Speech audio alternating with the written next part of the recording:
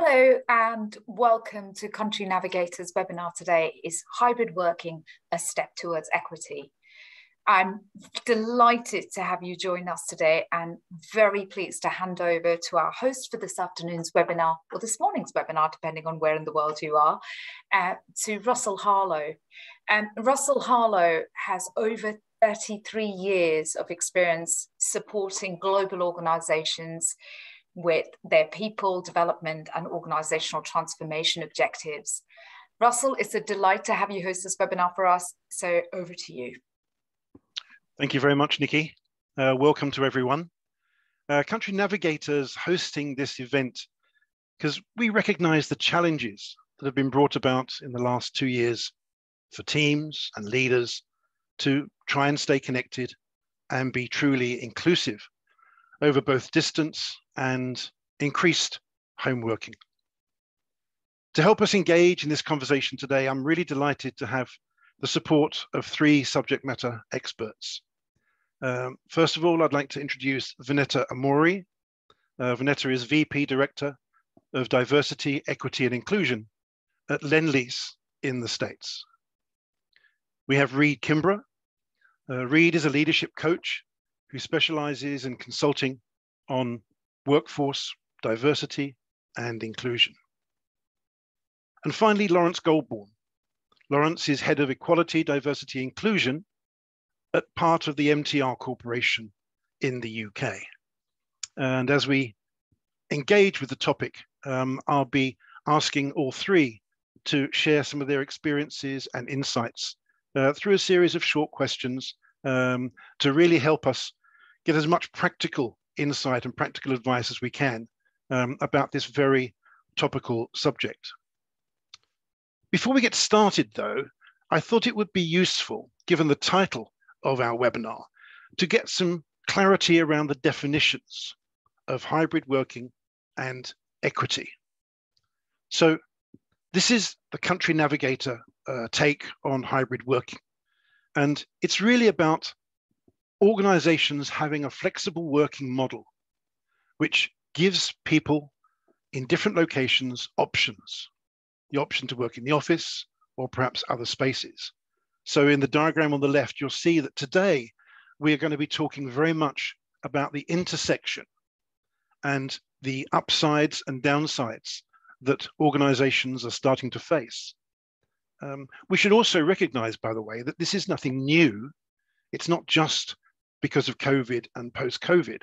Many organizations that we work with and many organizations that you will all know have been doing hybrid working for some time successfully. So again, thinking about where we have seen examples of good practice would be a really good anchor for our discussion today. At the end of our conversation, there is going to be a Q&A opportunity. So I'm going to do my best with my team of 3 to make sure that we leave some time at the end.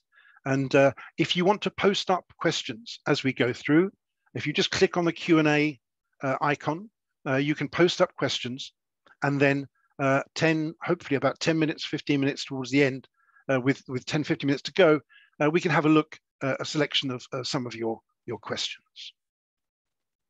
So just by way of positioning, my own personal perspective is that we've seen on a global scale, particularly in the last 2 years, how people have reacted differently to working from home, to an extent where a spectrum of haves and have-nots has emerged. And people define that spectrum in their own way. For example, for some people, the flexibility of working from home is a distinct advantage and benefit. While for others, working co-located with their colleagues, perhaps in an office or site setting, is the better deal in terms of visibility, networking, and of course, relationships. So with that context in mind, let's go into the big double header question. And the question is, do we think that hybrid working has exacerbated existing workplace inequities? Or conversely, do we think that the greater sense of individual choice and work-life preferences that have emerged actually boosts a sense of fairness and inclusion? No easy answer for sure, but if I may, Vanetta, I'd like to get your take on that question. Thank you, Ursula, and thank you for inviting me to join you on this presentation. You're right, there is no easy answer. I'm sure this is an issue that many here have been struggling with and seeking answers on, and perhaps we can together get some best practices around the conversation. So I particularly like the spin on the question, which is, conversely, does the new sense of individual choice and work-life preferences boost inclusion and fairness? So at Lindley's, we came together, our leadership team, last October to address this very issue, right? How do you bring the workforce back? Out of the pandemic, it's an incredible opportunity to come together again, right? In a hybrid environment. How do we do that effectively, efficiently, fairly? How do we continue to provide an environment of inclusion? This was one of the most charged topics at our retreat. Do we give every individual employee the opportunity to tell us exactly what their preferences are? Is that the fairest way? Does that provide for the greatest degree of inclusion? And clearly we came to the conclusion that as an organization, there must be parameters and some structure put in place. Otherwise, well, we know what can possibly happen. So we decided a framework that made sense for us was to encourage our employees to look within the lens of three priorities. First and foremost, your customer. Second, your team. And third, you as an individual. So that was the lens upon which we decided that we would frame the conversation for our employees. But do you roll that out across the enterprise? So we decided best perhaps to pilot a program. And so we are piloting a program in our New York office, the largest office, and in which we're it's mandating, we're recommending that employees come back to the office for 3 days a week. And so within that structure, so this is our hybrid model, 3 days a week back in the office, mandated. And the other 2 days, you've got some flexibility around that. And you can tell us what that looks like for you. And then there's a portal in which you might advise us how you might wish to operate outside of those guidelines. And then there's a committee to look at those requests. So, I mean, this is an ongoing conversation. We hope to have some data that will help us support and what to do next in terms of rolling this out across a larger enterprise. Our New York office is probably one of our most diverse offices. You have 36% women and 30% people of color. So I am looking forward to this conversation and to what happens for us as we challenge this work ahead. Yeah, fascinating. And in fact, your emphasis on preferences and liberating people to have a say in what the new process is going to be looking like for them speaks directly to the definition of equity. If my colleague in Country Navigator, if you could just go back to the definition slide of where we started, I'd just like to pick up on something that Vanetta said. We should have if you just move on to the next slide for me.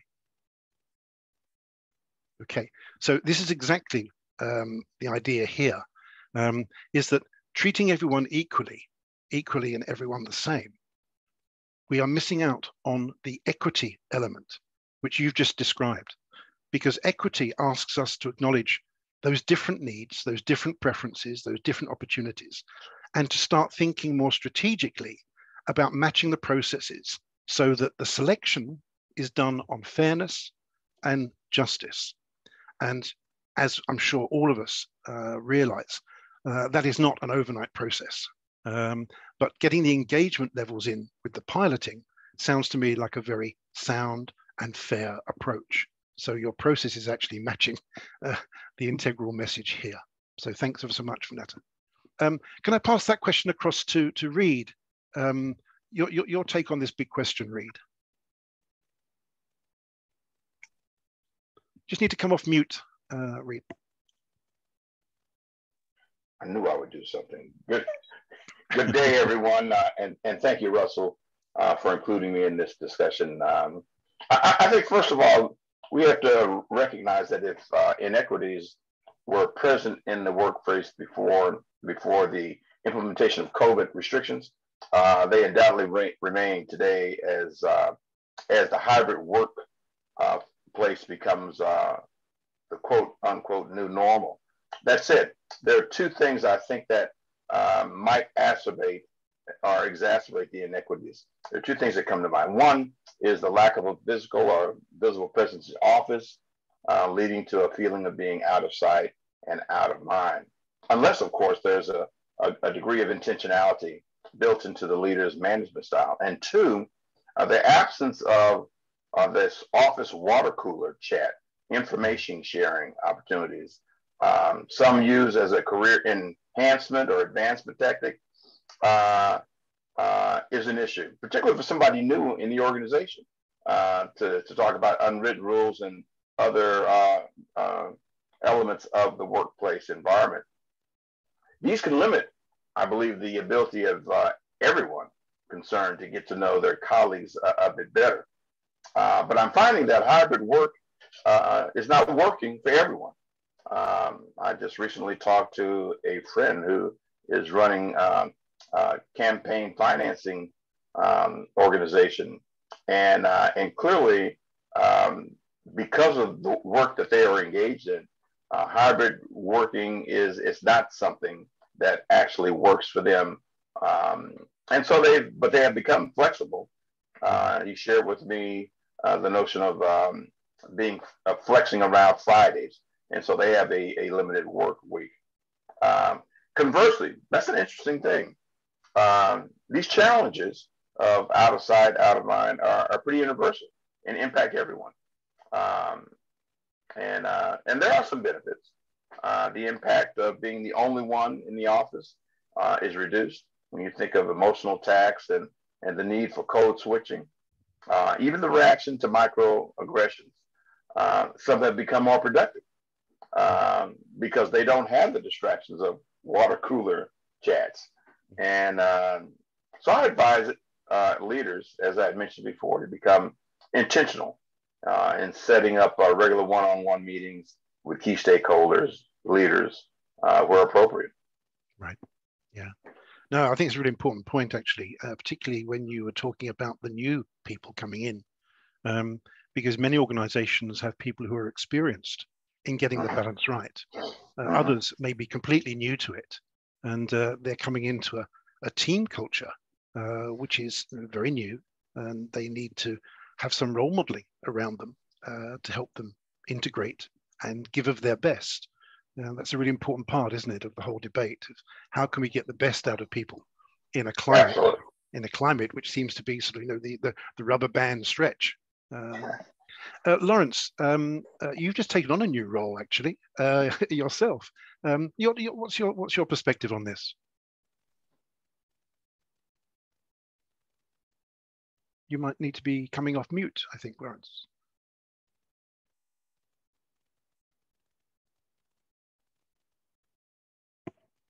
Yeah, we just can't hear you at the moment. Let's just try. It says you're on mute on my screen. Okay.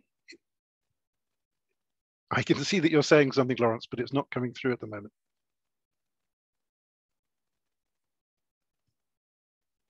Okay. Okay, let's while you work out your volume question there, let me just move things along a little bit. One of the things I wanted to raise today was when we think of good examples of hybrid teams working. We know that for many organizations, this is a new venture. You use the term new world of work, and we're kind of in it right now. But for us just to reflect on, have we seen any examples, particularly maybe through a leadership lens, but not just through a leadership lens, where our clients, our teams have been getting this right?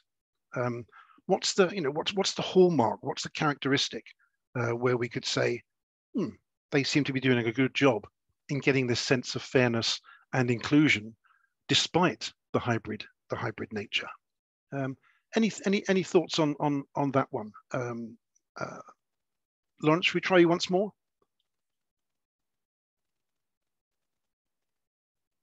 Yeah, there seems to be some audio issue there. Let's leave you to try and sort that out. Vanetta, would you like to share any examples? It doesn't have to be a Lend-Lease one, but maybe good for self-promotion. Well, I am interested in seeing what happens or what comes out of the study that we're ongoing.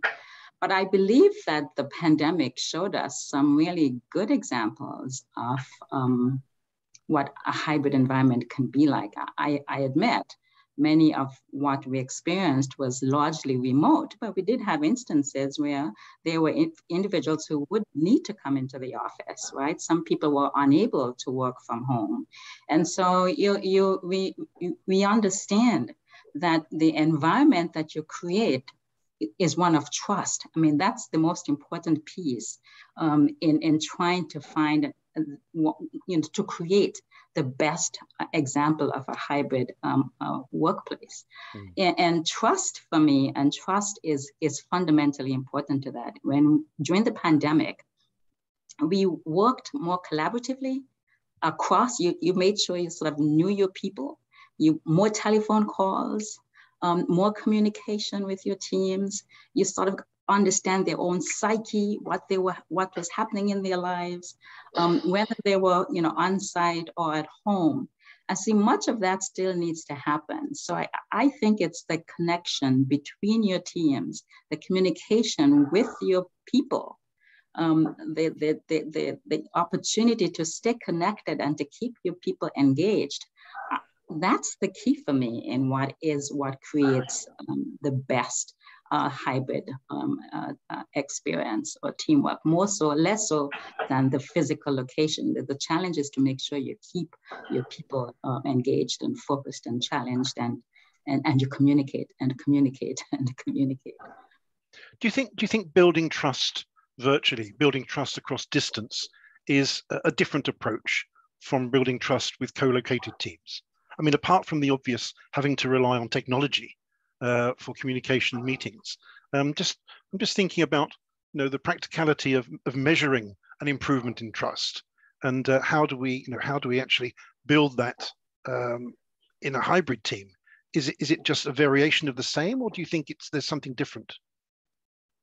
I think it's the same and different, and I think it depends on the comfort level of the leader. And certainly teams can recognize and feel if the leader is comfortable with that piece. Yeah, I agree. The enabler, as we've seen today, is technology, but we have to not forget that we had to put people first and keep that to the forefront of our mentality. Right, absolutely right. Laurence, have you managed to work out the audio issue? Hopefully, I have. Yep, loud and clear. So I have done away with the technology.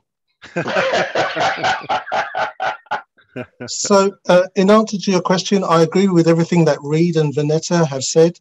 It is ultimately, at the end of the day, about trust, and the trust that a manager has to engender with his or her colleagues to be able to support them, but also to create an atmosphere that work will be done, but also that when people feel that they're coming under pressure, they feel confident and comfortable to approach their manager and explain the reasons why.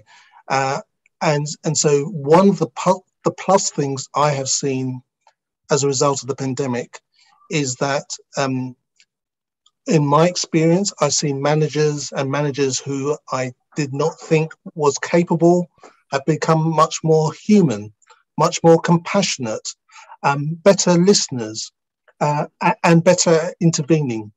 Having said that, though, I have seen the other extreme where they do believe, I don't know if this means anything to our American colleagues, presenteeism, but yeah, just being, you are deemed to be working if you're seen to be working, and that is the only way that work is counted.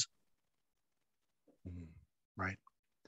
I remember when I first joined TMA World 23 years ago, I went through a big culture shock. Previous to that, in my former company, I worked every day in a big training center surrounded by 40, 50 colleagues and clients. And then suddenly I was immersed in this situation where my colleagues gave me the technology to work from home and I was alone. And I remember the reaction I had to that was I used to phone into my boss every day for the first 4 weeks to tell him what I was doing, because I couldn't adjust to the shift in trust. And it came to the point where I was just annoying him so much. He said to me, "Russell, just stop calling in. We trust you to do a great job." And I kind of miscalibrated that, you know. It took me a little while to get used to it. And I think this whole idea, this whole notion of how trust appears and the behaviors that leaders and colleagues can do to say, look, you know, we're all part of a collaborative team. If you are struggling with something because you're working on your own, or you're struggling because you're missing the chemistry of your colleagues, we can help you in some way. And so we need those bonds of collaboration to be more intentional and conscious. Yeah, absolutely. Absolutely. One of the other things I wanted to bring up today was that a lot of our clients at Country Navigator have been talking to us about what they call a two-tier work system, that due to this idea of proximity bias, as we call it, that people feel more secure when working in the office, but people working outside of the office feel, as Reid described it, out of sight, out of mind. And I was thinking, you know, how could we, you know, if we were asked to, you know, to advise our clients and our colleagues, how we could redress that disparity, because it's a very, very human bias, isn't it? To just walk down the corridor or at the water cooler and just share some ideas. And I would also add to that sometimes culture and language, yeah, cultural groups. If you have a very diverse team, you may have a mixture of languages going on in that team. Sometimes we can see this sense of linguistic proximity bias also playing in, so that some people feel excluded if they're not the native speaker or they're not the dominant communication medium. Reid, any thoughts on this proximity bias challenge? Yes. I hate to get too touchy-feely about this, but I think if we can stay connected to the feelings that we had, and we can remember how it felt to be working remotely over the past 2 years or so, I think it naturally leads us to come away with an increased sense of empathy regarding other individuals' work and their experiences.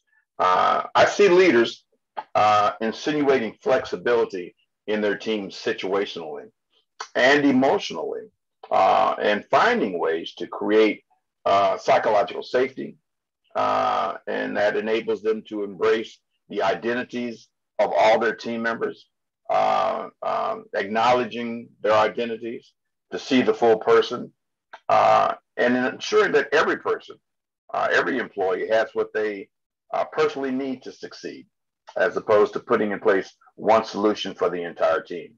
Mm-hmm. And I think therein lies the paradox, doesn't it? I'm thinking back to a conversation I had with a leader in a client company. This was about 18 months ago, and there was some stress going on in his immediate team, and we were talking one-on-one, and I could feel his frustration. And he said to me in this conversation, he said, "But Russell, I treat everyone the same. I don't have favorites. Surely that's fair, isn't it?"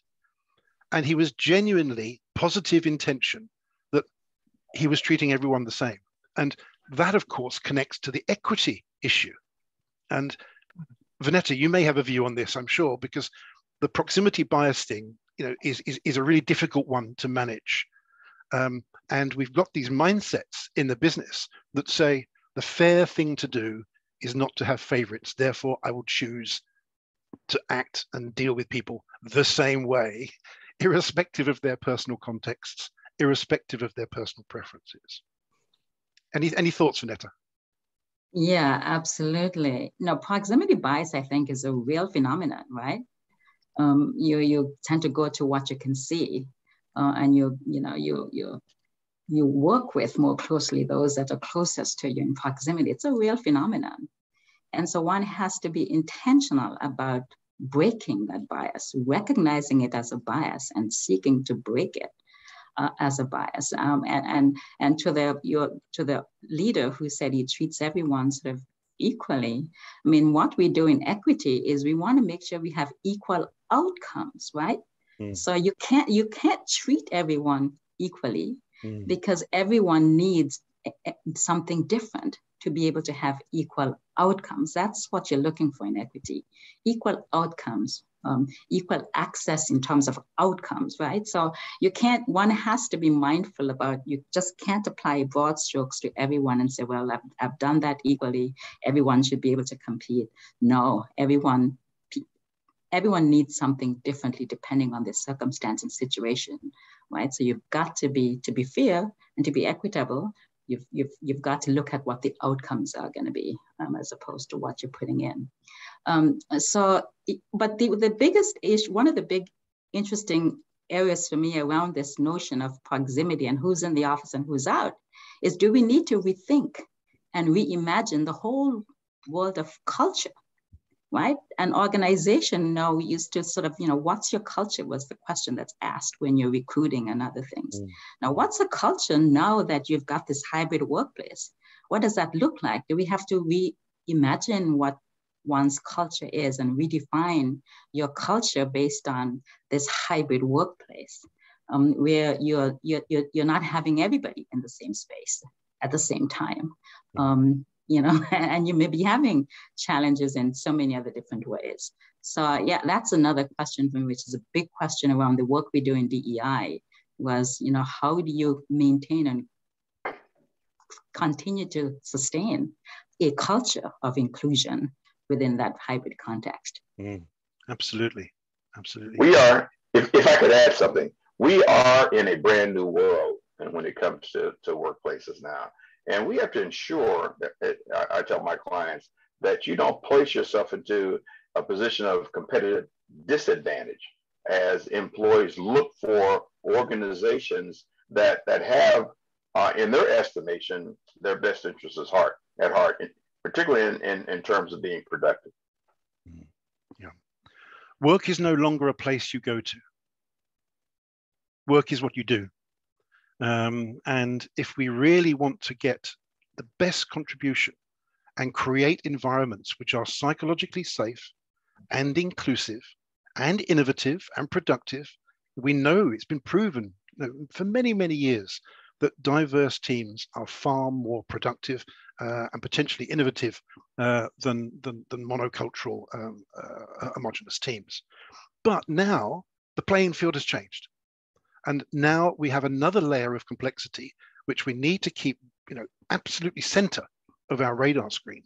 And Vanetta, when you were talking about that, I was thinking, how do you do that on a huge scale? Thousands of employees in different locations, having to make sure that we've got that consistency. And it may be to do with how we measure leadership competencies. Maybe we need to revisit those and reimagine, do we need to boost the levels of evaluation around fairness and equitable behaviors, so that it becomes part of our DNA. Maybe some organizations are doing that already, but I suspect they're sort of learning as they're going along. Again, Laurence, you might have a fresh perspective as you just joined your new company. Any thoughts on this proximity bias idea? Well, I have two answers to that, Russell. The first answer is come back and speak to me in 2 months' time. And the reason for that is because today in the UK, we have, thanks to our Prime Minister, we've kind of lifted all the restrictions around COVID. As simultaneously with the company I'm working for moving explicitly to hybrid working. So we're going to see over the next few months how this works in terms of the proximity bias. On the other hand, though, I'm a bit nervous as a D&I practitioner about how this may play out. I can see potential benefits, but I can also see people who feel or may be treated in an excluding fashion, which means that the proximity that they have to their managers, to decision makers, is going to be a step removed. And it's going to be a fascinating experiment, Russell. Yeah, and it would be great to meet back together again, you know, sort of 9 months from now, and reflect on what we've seen and what we're experiencing. It would be fascinating for sure. I probably won't be here, Russell, but anyway, but we'll work on that. I'm sure you will be. Okay, brings me to another sort of reflective question. When I was brainstorming with myself, which I always like to do, is if we want to highlight or pinpoint some practical advice on behaviors and skills. Let's take our crystal ball, okay, and then let's look 1 year ahead from now. And I know that's a crazy time scale in these crazy times, but let's just imagine it. 1 year from now, when we look around in our own organizations and with our clients and our contacts, what do you think leaders will be doing differently to show that their cultural intelligence levels have increased and they are actually ambassadors of equity in the workplace? So it's no longer a theoretical sort of nice to have. This is actually going on, and I can show you an example, you know, of what that looks like, what that sounds like. What are these people saying, doing differently that they didn't do before, because they are trying to promote and embed a sense of fairness. Any thoughts on that from my panel? So, yeah, go ahead, Laurence. So I would say, for me, I mean, there are lots of ways that this can be answered, but I would refer to 3 of our senses about listening, observing, and watching. And so some of the 3 things that I would expect to see would be, in terms of watching, that managers would have a better insight in terms of reading body language, which is kind of loaded, I know. But in terms of whether there is a congruence between what people say and how they appear in 2-dimensional. So I have an experience, my job before last, how we're working today was how I met all 14 of my colleagues. And I didn't have a physical encounter with my colleagues until after I left, which was really fascinating because I got a better sense of why they behaved in the way that they did. So that's in terms of the observation. In terms of the listening, I think this is the most important piece, because people say that they listen, but actually they don't. We just hear, and we just hear what we want to hear. and we don't actually listen to what people are really truly saying, or asking questions that enable people to open up and actually reveal them. So that's the second thing in terms of listening, following on from observing. And then the third really is, what do we learn? What's the intelligence that we have gathered from all of that watching and listening that now reshapes our approach? So if I give you an example, which has happened in my new company just recently, we had, so we're trying to improve the position of women in the workforce. In the rail industry, it's dominated by men. And one of the things that we have listened to women is that we want to recruit new drivers. So we've had to approach how we roster them, how we kind of fit them into positions to drive trains in a completely different approach. And that has opened the doors to other women wanting to join us. And one of the outcomes is that in the UK, on average, in the industry, 6% of train drivers are women. In our company, we've managed 13%. And that is a combination of watching and listening to women saying, I would like to be a train driver, but, and addressing that but. And not only addressing that but working with specialist companies outside of the train industry who can help us realize that ambition to recruit more women drivers. I think reaching out to organizations that are different from one's own, learning from other sectors is a very underutilized approach. I really do. It's very easy to slip into a very inward-looking sort of silo mentality because that's how we've been successful, right? But as we've said, the playing field has changed. And we know it all. Yeah. So why would we need to ask anybody else? Yeah. Ethnocentric behaviors. Reid or Vanetta, any thoughts on this one of what would be the recognizable characteristic of somebody getting this right?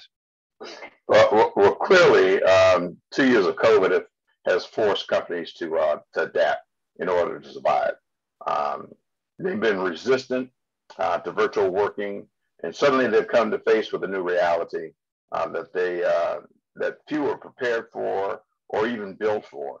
And I think that leaders have to be extremely flexible. I know we've mentioned that before, but if they intend to keep their valued contributors, and I believe they are intent on that, they have by necessity, they will need to be responsive to change in the way they do work. And part of that will require cultural sensitivity and cultural competence. And we've seen it coming. We've seen it coming for a long time. You know, issues of work-life balance, casual dress codes, abbreviated work weeks, virtual offices, they've all been part of the paradigm shift into the 21st century. And the global workforce insists on it. I spent some time in the United States Army, and the U.S. military really had, with the advent of the all-volunteer workforce and the demise of the draft, they had to be conscious of the need for change. They had individuals that were dedicated to the mission, that were volunteering to do the mission, and they all came with different needs. And it was tough, but they made some pretty radical changes in the past 20, 30 years that have brought them, put them in a position that they enjoy today. So in many regards, they are ahead of the curve that the civilian workforce is facing today. That flexibility is going to be ever more important. Yeah, interesting. Yeah, I agree with Reid, absolutely. I think leaders have changed. And I think the characteristics of what makes a leader in today's marketplace may have shifted just a bit, right? So leaders, I think Laurence also suggested this, have got to be more empathetic. They've got to be able to pivot more agile, more nimble. They've definitely got to listen more. If you want to retain and maintain and keep your workforce, you have to listen. And so, but to add to that, I would encourage us all also to look at the data, to make sure we track our people, follow the data, right? So we did, I think in 2018, we've got engagement surveys that we put in place every 6 months. And when I looked at the engagement surveys of before we moved into COVID, of those employees who were working flexibly, and that was a different definition then, right? Which was truncated work hours, etc. But their engagement scores were higher than those who were not working flexibly. I challenge us to sort of keep looking at our data and track and manage across those points to see how our workforce is responding to this new hybrid place, and whether in fact there are inequities based on gender and race and other things that we should be looking at. So that's my contribution to that question, looking ahead 1 or 2 years from now. Yeah, there's an awful lot of research, isn't there, around the leadership attributes and skills for the digital age, for the post-pandemic, and you know, a lot of information is being shared as to what are the top 3, top 4 characteristics. And many of those research findings are linked to the soft skill side of the attributes. So we know that some years ago, EQ, you know, was everywhere. It was all about how emotionally intelligent you are. And now we are at an interesting intersection where CQ, cultural intelligence, CQ is the way to go. And then thinking about working back from that, you know, how do we build and develop talent that is enabled to demonstrate cross-cultural intelligence? And the cultural groups could be defined by many labels, and that's the way of it. The global teams are now. If I reflect on this question, I think about the companies and leaders that I work with.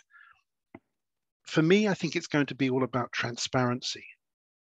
If I really think about leaders that I've seen doing this well and where people need to improve their skill sets and their mindsets, I think it's about transparency, because a big part of people's perception of equity and fairness comes from trust and transparency. So what we want to see is we want to see leaders who will be more intentional, actually consciously looking for ways, opportunities, processes that can help create a sense of belonging and fairness. Now, that may be a short step to move forward for some. It may be a massive shift for others. And I'm thinking about different sectors that I've worked in, different parts of the world that I've worked in, where demonstrating cultural inclusion is a much more challenging obstacle, whereas in other parts of the world, I'm thinking again from national cultural point of view as well as organizational, it was a short step. So there isn't a one size fits all, but I think aspirationally, I think one thing that I would recognize is, and I'd want the answer to, is what levels of transparency are you seeing in your executive teams, your management committees, and are they leading by role modeling transparency and trust?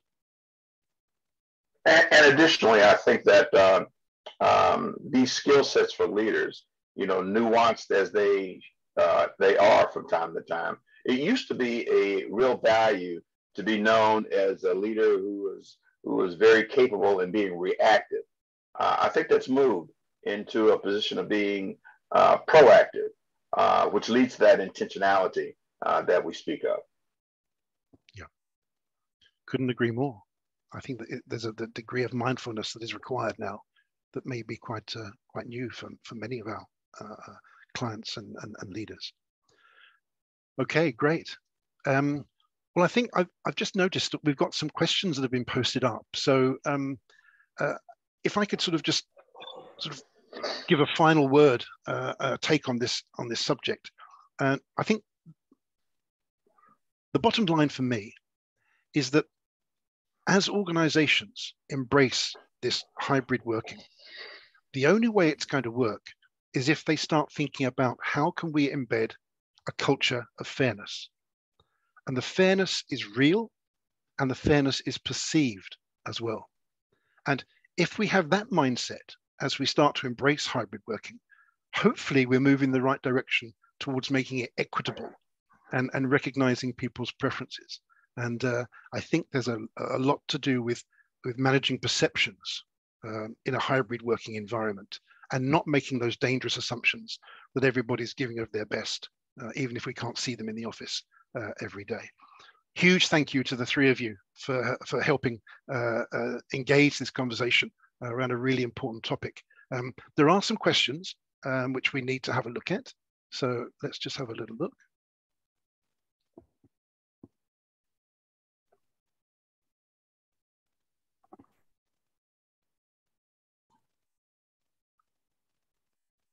Okay, well, some really good ones here, team. Okay. Okay. Person anonymously here. A person who has not felt inclusion or belonging is less likely to be trusting of others. Hybrid working will exaggerate this inequity. How could we address it?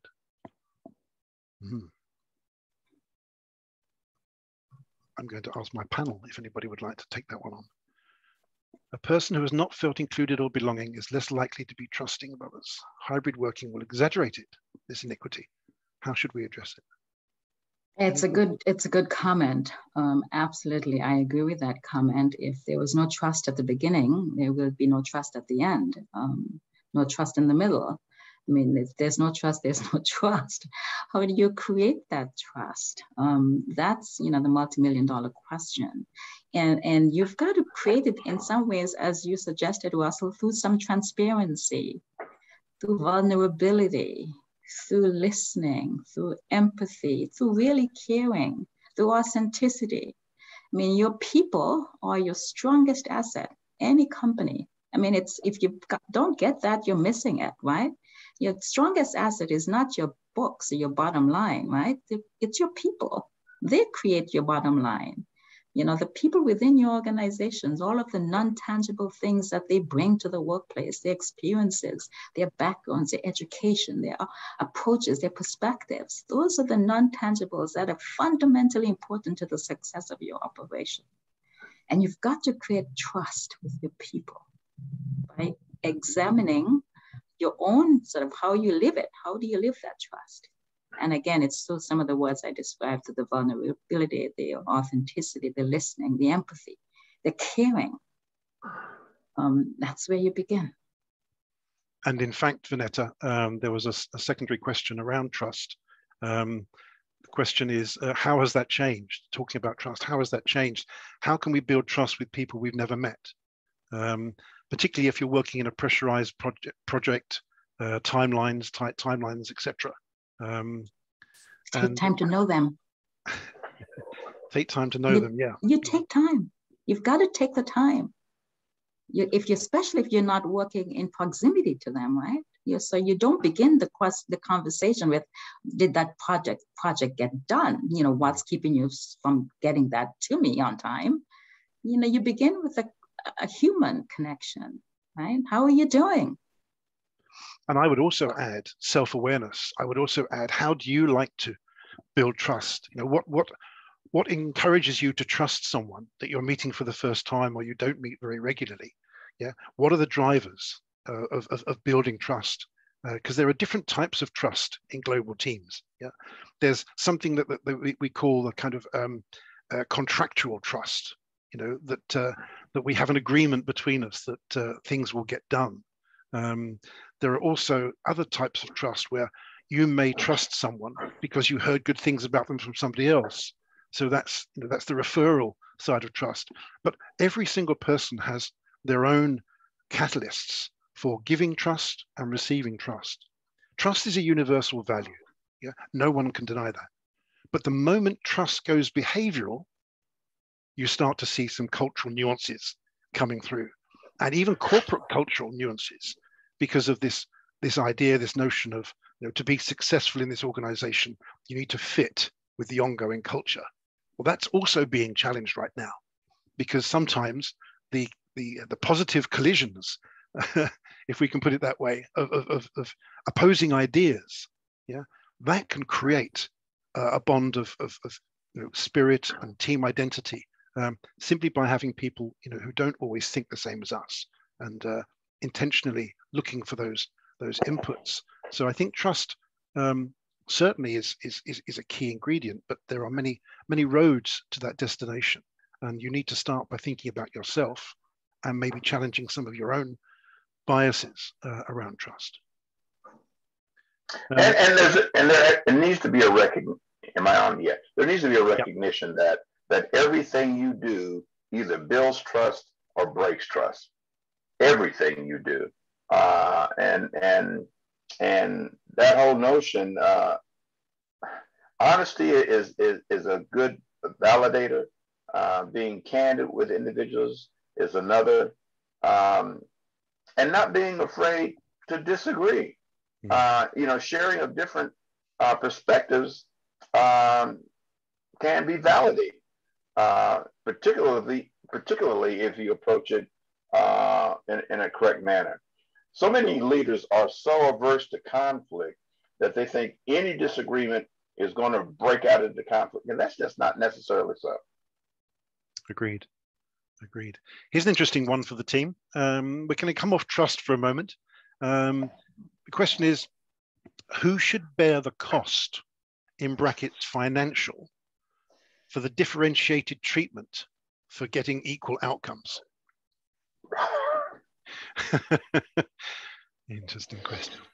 Who should bear the cost, financial, for the differentiated treatment to get equal outcomes? I'm going to dive into this one a little bit. At a previous employer, U.S. Steel, we actually sat down and calculated the cost of turnover. And then we took a deep dive into where these high degrees of turnover existed, what departments. And it became a metric that we could apply to leaders across the board. We never got to the point where we actually, there was a financial penalty, but it became very obvious that if this turnover and these costs associated with it were occurring in a specific area, there were some difficult discussions that we had to have with those leaders. And in that case, and this was a number of years ago, we estimated that the cost of turnover for a single employee, when you looked at training, onboarding, and so forth, was in the neighborhood of $3 million of the resources that we spent on an employee. Got people's attention very quickly. With the way that change has accelerated over the past couple of years, I think each of us who represent leadership in a company need to be cognizant of things of that nature, and be held accountable in some manner. Vanessa, sorry, Laurence, go ahead. So, Reid, I agree with you. I'd like to put a little asterisk though. We've had a very loose discussion here at our company about this, and nobody, managers wanted to go down that avenue. But in the UK, the cost of utilities, gas, electricity, broadband is going up. I don't know what it's like in the States, but it's going up by at least 50%, 54%. Commentators have And a number of our managers see this as a drive to bring employees back to the workplace, because they won't be spending that cost at home in terms of electricity, gas, to kind of do this hybrid working. And so that's one of the reasons why I said, come back and see me in a couple of months' time, because I'll be interested to see, one, how this experiment is going, but also two, whether the company is going to mitigate some of those costs as a result of this hybrid working. So I'm sorry to the person who asked, I didn't answer your question. I just set in the scene of what it's going to be like for our company moving forward.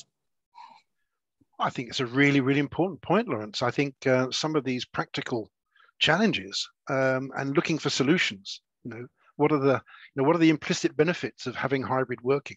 And another question that I just saw as I was thinking about that one was, what are some of the objections we're hearing when people say hybrid working is not for me, or hybrid working isn't going to work for us?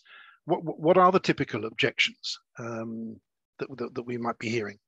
I just wanted to add to that, the cost of not trying to get it right is quite high, as Reid suggested. Your people are your assets, so your turnover rates, your attrition rates, the competition. You lose opportunities to grow your business when you don't have the right talent. So the cost of not trying to get it right is quite high in terms of listening and to your people and trying to give them what they need so that they can be part of your workforce in a really strong way. So, and that's just my take on that question. And for the other question that you asked, Russell, on, I've missed it. There was the cost question, and then the follow-up question was that. So what are the objections? What are we hearing when people are saying, nope, that's certainly not going to work for me or for us? Some of the comments that have come back into us, right? I don't need to be in the office, right? I really just don't need to be there. My work does not suggest or require me to be present. I've gotten accustomed to this. This works. Why can't we keep it that way? So that has been sort of one of the biggest responses that we have heard, putting aside the COVID, non-COVID, vaccinated, unvaccinated, the regulations around reasonable accommodations for religious or health purposes. I mean, it's I don't understand why we need to be in the office is one of the big points. Yeah. We've got time for one more, which got my eye when I looked at the Q&A box. And we've been talking about being connected. We've been talking about the sense of presence and inclusion. And the question was, how does the metaverse fit into this topic? It's getting an awful lot of press, as we know. But I don't know if you've got any thoughts on that, the whole virtual reality piece, whether that's an enabler or a disabler.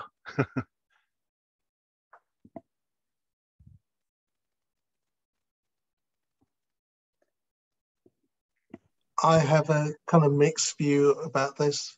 So on one level, I can see, if I take my definition of metaverse into widen it to technology and not just about virtual reality, I see that there's opportunities.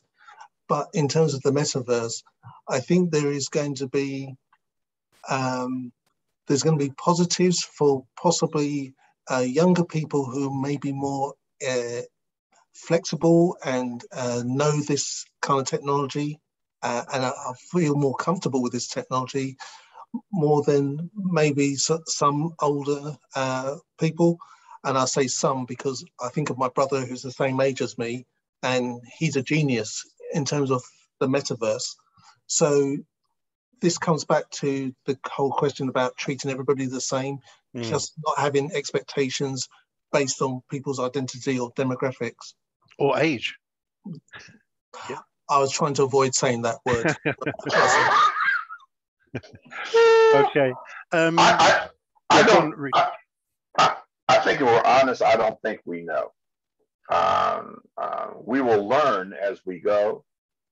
But as I look back on other changes in the workplace, technologically and other, there were always individuals who resisted them.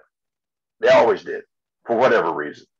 The further we get along from this point, there will be objections that will not be valid. There'll be other objections that will accede to, because it doesn't work for our particular business.